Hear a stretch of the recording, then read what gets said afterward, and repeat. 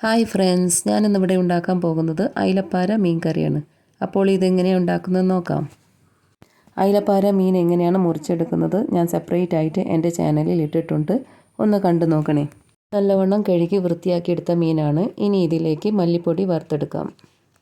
തീ ഓണാക്കി ചൂടായി വരുമ്പോൾ തീ ലോ ഫ്ലെയിമിലാക്കി 2 ടേബിൾ സ്പൂൺ മല്ലിപ്പൊടി ചൂടായി വരുന്ന ചീനച്ചട്ടിയിലേക്കിട്ട് അധികം ചുവന്ന് പോകാതെ വറുത്ത് ചട്ടിയിൽ നിന്നും മാറ്റി വെക്കാം.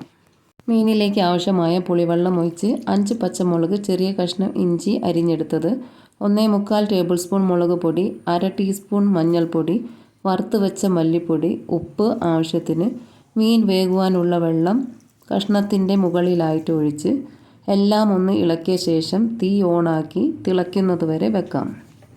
മീൻ തിളക്കുമ്പോഴേക്കും തേങ്ങയുടെ അരപ്പ് തയ്യാറാക്കിയെടുക്കാം. അതിനായി മിക്സിയുടെ ജാറിലേക്ക് 1/4 കപ്പ് തേങ്ങ ചിരവിയത് കുറച്ച് വെള്ളമൊഴിച്ച് നൈസാക്കി അരച്ചെടുക്കാം.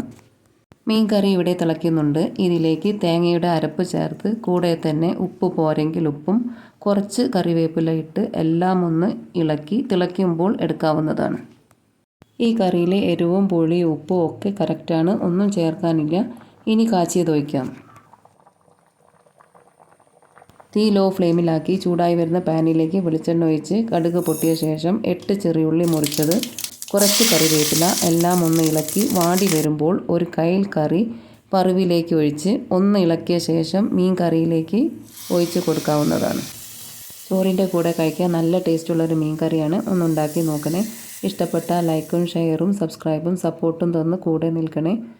ഉണ്ടാക്കി നോക്കിയിട്ട് ഫീഡ്ബാക്ക് അറിയിക്കാൻ മറക്കരുത്. പുതിയൊരു റെസിപ്പി ആയിട്ട് വരുന്നത് വരെ നന്ദി, നമസ്കാരം.